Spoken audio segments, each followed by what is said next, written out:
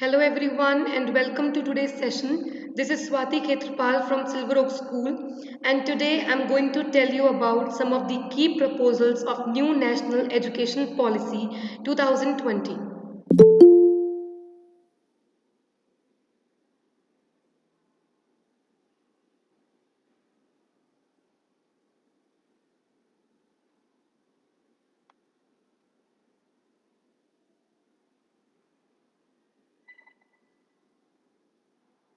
Okay, National Education Policy 2020. Committee for the Draft National Education Policy.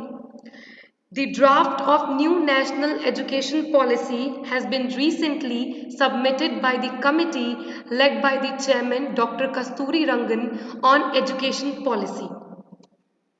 In 1986, the government led by Rajiv Gandhi introduced a new national education policy.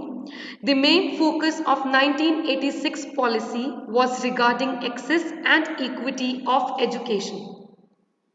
On July 24th, the Union Cabinet approved a new national education policy after 34 years gap which will replace the National Policy on Education 1986.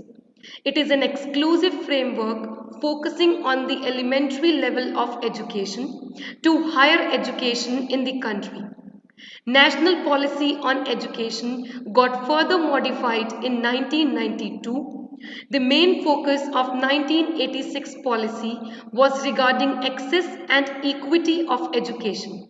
Access means availability of education and equity means fairness. We have indeed come a long way since 1986. Today it is about access to quality education. Previously it was just about having access to education.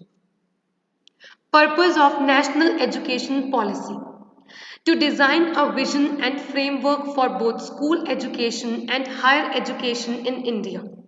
As the objective of any education system is to benefit children so that no child loses any opportunity to learn and excel because of the circumstances of birth or background.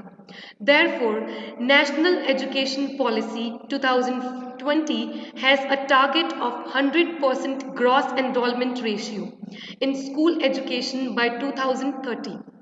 The policy reaffirms that bridging social gaps in access, participation, and learning outcomes in school education will continue to be one of the major goals of all education sector development programs. The main purpose of national education policy is to design a vision and framework for both school education and higher education in India. Or we can say that it is aiming at making India compatible with the global trends and to empower especially the primary students with literacy and vibrancy outcomes. Many government and non-government surveys were done in years, last several years aimed at understanding the effectiveness of school system. Various government and non-government surveys were done in last several years had hinted at precarious state of learning crisis in India.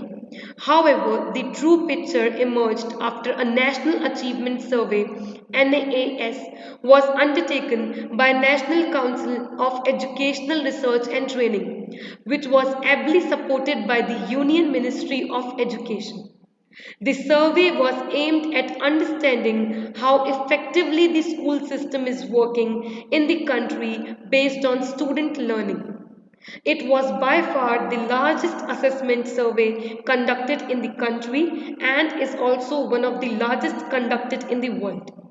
Union Minister of Education Ramesh Pokhriyal said that the fundamental principles of national education policy is to accord highest priority to achieving foundational literacy and numeracy by all students by grade 3rd.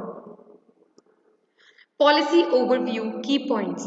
Let's look at some of the key proposal of new education policy of 2020.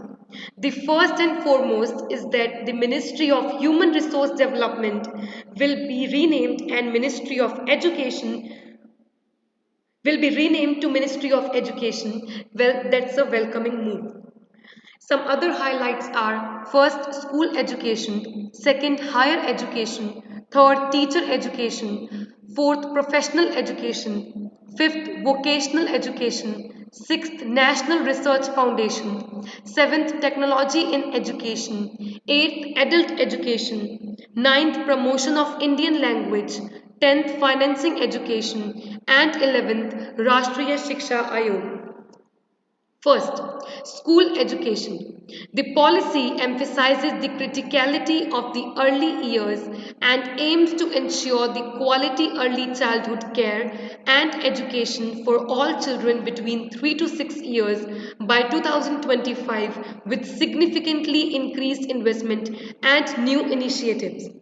Second, there will be special attention paid to early language and mathematics in grade 1 to 5. The policy aims to ensure that every student in grade 5 and beyond must achieve foundational literacy and numeracy by 2025. A new developmentally appropriate curriculum and pedagogical structure for school education based on the principles of brain development and learning has been developed based on a 5 plus 3 plus 3 plus 4 design, as the objective of any education system is to benefit children so that no child loses any opportunity to learn and excel because of the circumstances of birth or background. Initially, the academic structure was 10 plus 2, and now the academic structure has been restructured in 5 plus 3 plus 3 plus 4 form, where the first 3 years are your preschool, which consists of KG, LKG, and UKG. After preschool, children go to their first and second class. Together, these 5 classes are going to be the foundational stage. After that, 3 years, that is from class 3 to 5, will be the part of preparatory schooling, followed by another 3 years, that is from class 6 to 8, that will be the middle schooling, and finally 4 years, that is from class 9 to 12, is going to be the secondary stage or schooling. So together it forms 5 plus 3 plus 3 plus 4 academic structure. The policy aims to achieve 100% gross enrollment ratio for all school education by 2030 through various measures. The policy has several concerted initiatives to ensure that no child loses any opportunity to learn and excel because of the circumstances of birth or background. As we all know that teachers truly shape the future of our children and therefore the future of our nation. It is because of this noblest role that the teacher in India was the most respected member of society. Therefore, in order to ensure that outstanding students enter the teaching profession, teachers will be recruited through robust, transparent processes, promotions will be merit based, multi source periodic performance appraisals will happen, and progression paths to become educational administrators or teacher educators will be available. Regulation and operations of school will be carried out by separate bodies to eliminate conflicts of interest. Second, higher education. A new vision and architecture for higher education has been envisaged with large, well resourced, and vibrant multidisciplinary institutions. The current 800 universities and 40,000 colleges will be consolidated into about 15,000 excellent institutions. A broad-based liberal arts education at undergraduate level for integrated, rigorous exposure to science, arts, humanities, mathematics, and professional fields will be put in place. Third, institutional governance will be based on autonomy, academic, administrative, and financial.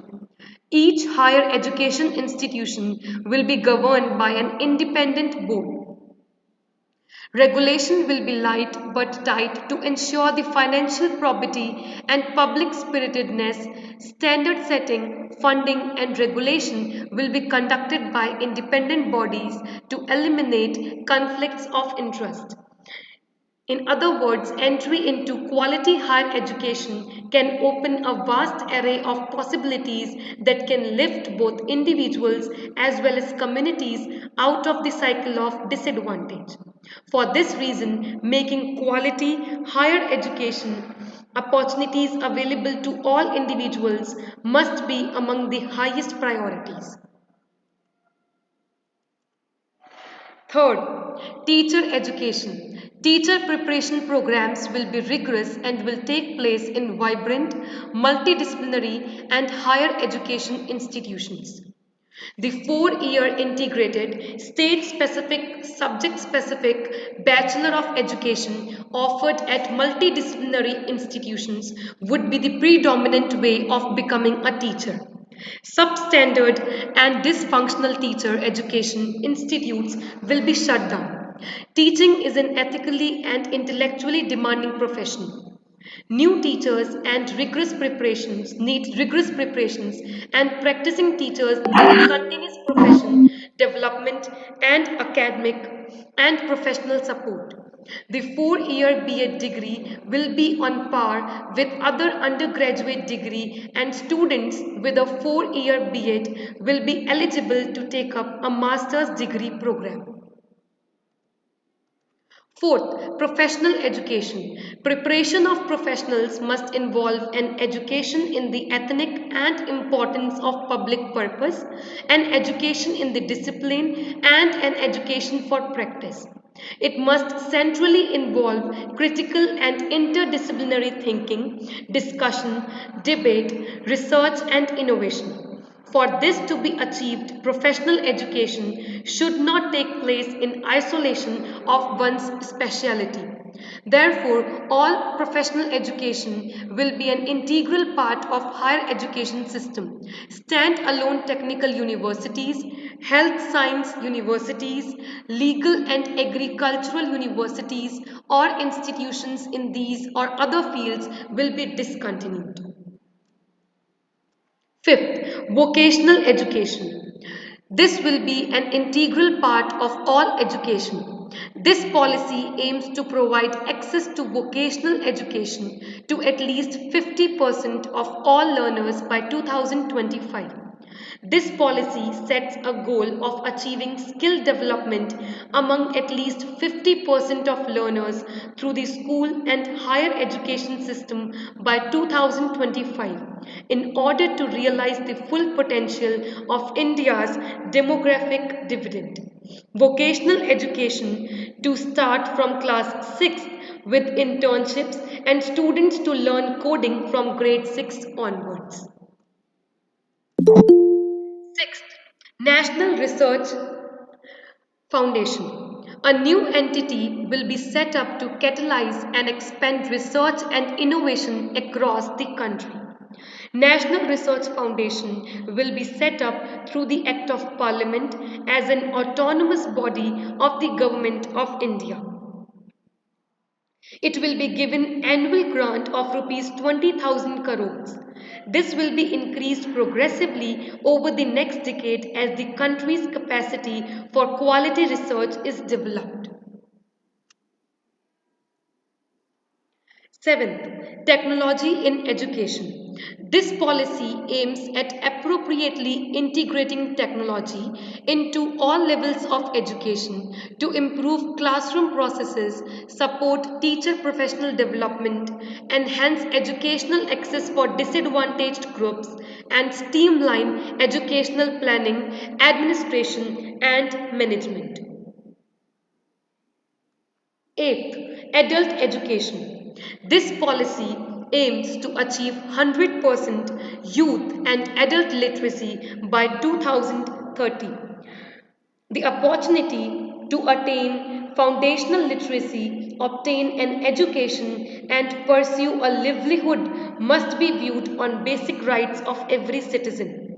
Therefore, strong and innovative government initiatives for adult education, in particular to facilitate community involvement and the smooth and beneficial integration of technology, will be affected as soon as possible.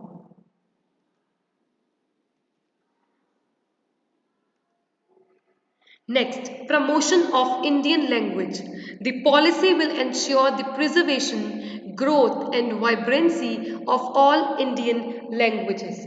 India is a treasure trove of culture developed over thousands of years and manifested in the form of arts, works of literature, customs, traditions, linguistic expressions, heritage sites, and more.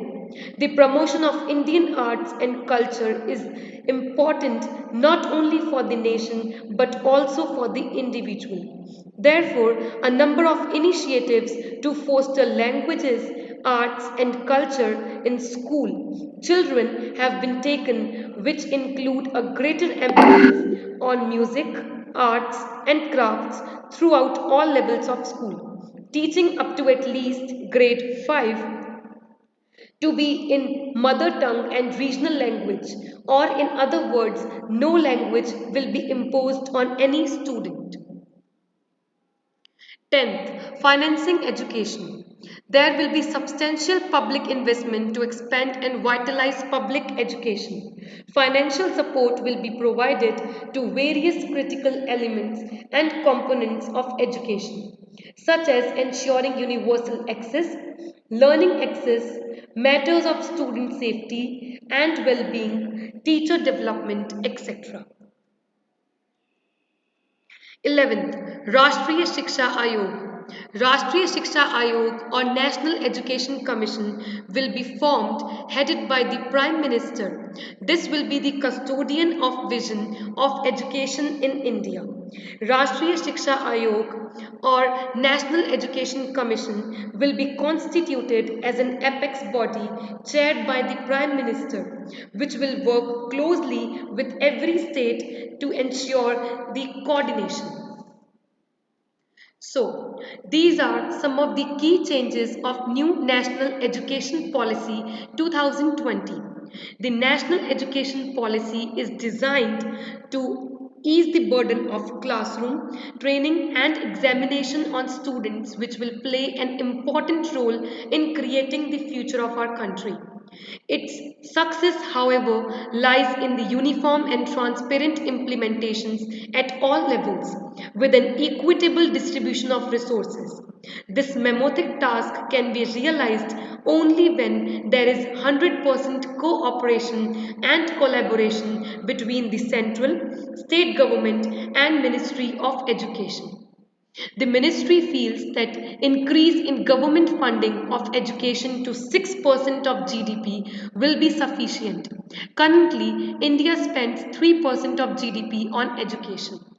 India desperately needed a policy change in the education domain. It came after 34 years, so hopefully this will be the beginning of much needed transformation. Although there are some challenges too, but if they are met, then nobody can stop India and students and the whole education sector to see the new sun.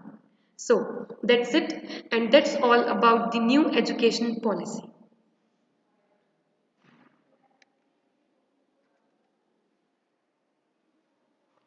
Thank you and have a nice day.